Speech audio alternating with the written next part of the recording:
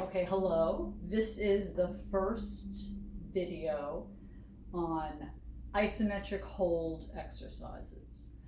Okay, so you should be warmed up first. The way that I warm up is I do two very simple things. I stand with my feet a little more than shoulders distance apart. I tuck my pelvis and I reach over to the side. I use this hand for support, and then I just pulse for about a minute. And you're feeling this, when you tuck your pelvis, you're putting the stretch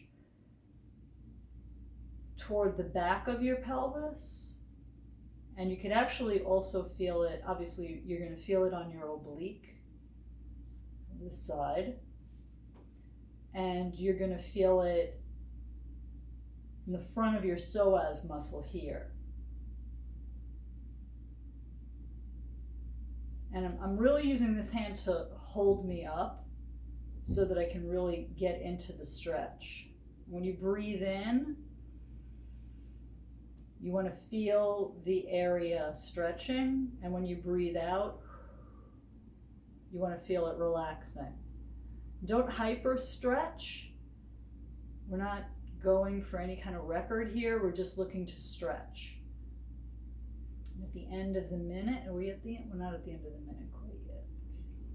At the end of the minute, you're going to, still keeping your pelvis tucked, just turn gently to the side, and then swoop your arm across.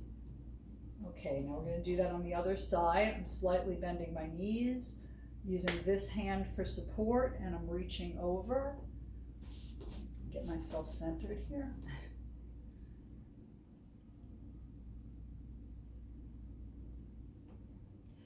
This is a really nice stretch because it stretches out a lot of the muscles in your core. And it really interestingly targets your psoas muscle, which runs from the top of your quadricep through your pelvis to your lower back. And this is the muscle that gets tight with all the sitting we do. And it's where a lot of people, including myself, hold a lot of tension. Now you may notice yourself being able to go over further to one side of the other. Just don't judge that. It's just the way your body feels.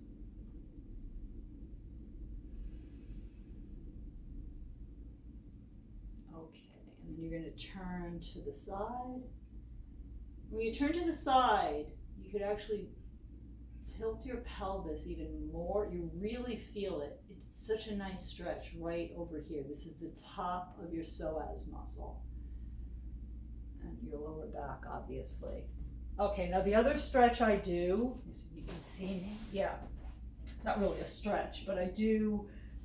Let's see. So I just do sit-ups to the opposite knee for about a minute, and I think with the pace that I usually do it at, that turns out to be about 28 to 30.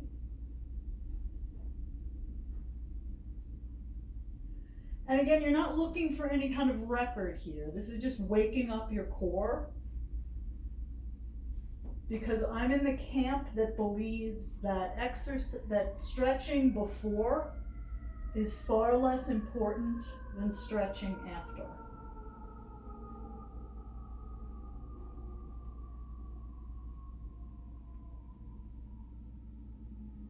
Okay, I think that's about right. Okay.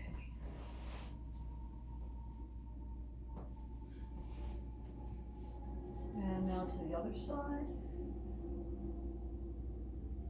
And the reason I do this, I've noticed over the decades that these two simple exercises help warm me up enough to do whatever I'm about to do. And then I spend much more time. I actually do a short yoga routine at the end of whatever exercise I choose for that day.